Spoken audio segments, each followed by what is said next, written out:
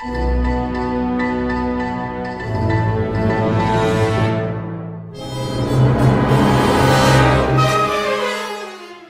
morning, everybody. Welcome to another edition of the Lab 207 webcast. My name is Mr. Kite, and I'll be hanging out with you today as we're about to wrap up our series on the living world. We got one video today, one more beyond that, and then that's it. The topic for the day is going to be the cerebral cortex, so let me get you your objectives and we'll get it all finished. So, one thing I need you to know or be able to do by the end of this video, and that is to connect specific cognitive activities to specific regions of the brain, and specifically the cerebral cortex. So here's what we got for the day. Before we even get into talking about what does what within the head, you need to know how scientists kind of break up and talk about the brain. Now, this whole top of the brain up here is the cerebrum. We mentioned that yesterday. The outer layer of it is known as the cerebral cortex, and that's responsible for most of the processing that happens in the brain. The cerebral cortex is broken up into 4 major areas. I'm just going to kind of go around the horn here. So each area is named for the skull bone that it lies under. Up front, you have got the frontal lobe. That would be all this section in blue. Next, you've got the parietal lobe. That would be everything here in yellow. Occipital lobe, which would be back here in pink, and the temporal lobe, which is right here in green. Now, as scientists speak about what happens where in each part of the brain, they will refer to something happening in the frontal lobe or the parietal lobe, temporal lobe, occipital lobe. So it's good to know that each hemisphere of the brain is broken up into these 4 major areas.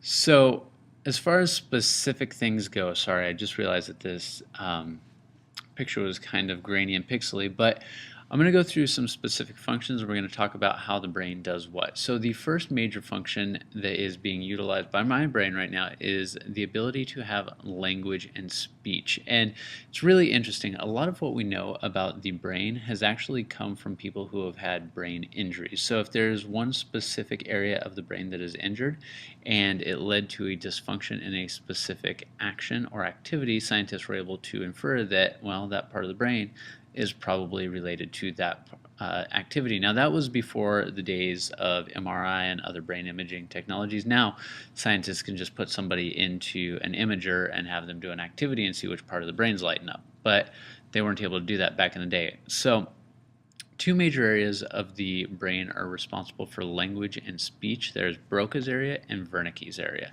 And right here on our poor pixely diagram, Wernicke's area is right here, and Broca's area is right here. Now, both of these are found in the left hemisphere of the brain, and basically here's what happens. You hear speech coming in, and that information is passed off to Wernicke's area. Wernicke's area is responsible for actual speech processing, the ability to understand speech. It then passes information over to Broca's area, which is responsible for the formation of speech, and Broca's area passes that information to the motor cortex, which is actually responsible for the movements of the face and the mouth that go along with speaking. So you got coordinated effort going on here between Wernicke's area, Broca's area, and the motor cortex. Now, our brain is a brain divided, and I've mentioned this in a previous video, but the brain is essentially divided into 2 hemispheres, the right hemisphere and the left hemisphere. It's called lateralization, and each one has been associated with very different activities. Now, this is not necessarily the case for everybody. These activities can cross over as to where they are found in each person's brain, but in general, the left side of the brain is logical, it's analytical, it's task-oriented, it's kind of like nuts and bolts stuff.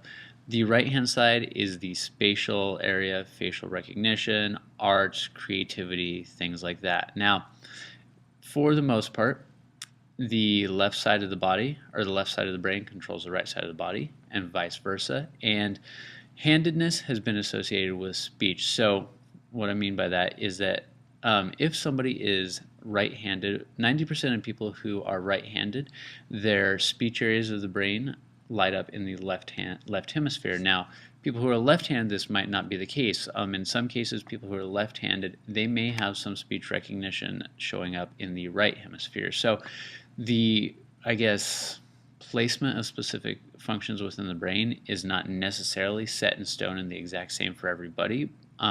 The things we know and the things we've talked about are generalizations. So out of the slide, just remember right hemisphere, spatial, artistic, likes pretty things. Left hand side, logical, reasoning, nuts and bolts type stuff. Now, as far as info processing goes, this would be like information coming into the body, whether sensory, auditory, whatever, and then some sort of actual output.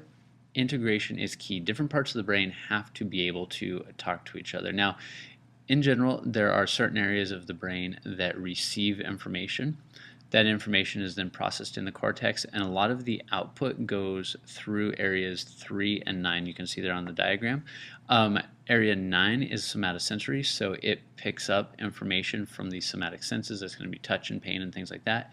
Number 3 is the motor cortex, so that is in charge of movement. So most of the information that comes in and processes is going to have some sort of associated motor output. So whichever piece of the brain is picking up the information is going to have to pass it off to the area of the brain that actually processes it and makes sense of it.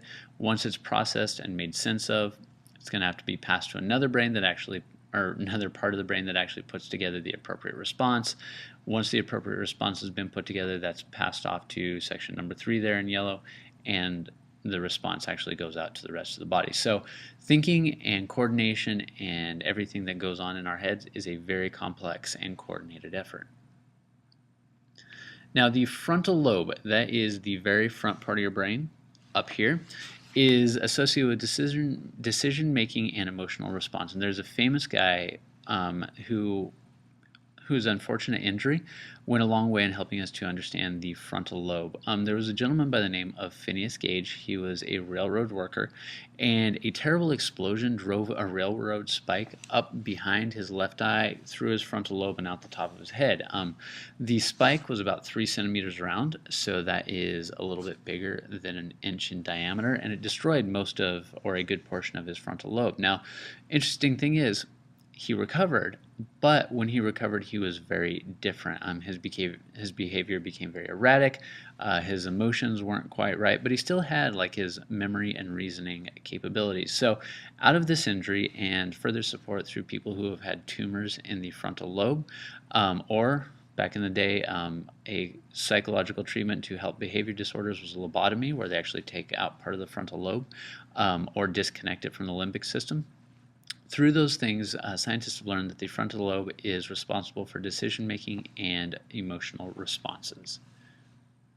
And this is your last slide for the day. I probably maybe should have mentioned this up front, but the cerebral cortex is actually a layer on the outside of the brain. So all the stuff we've been talking about happens in the cerebral cortex, but it's a layer of neurons that is only 6 layers thick, so cerebral cortex is not that thick.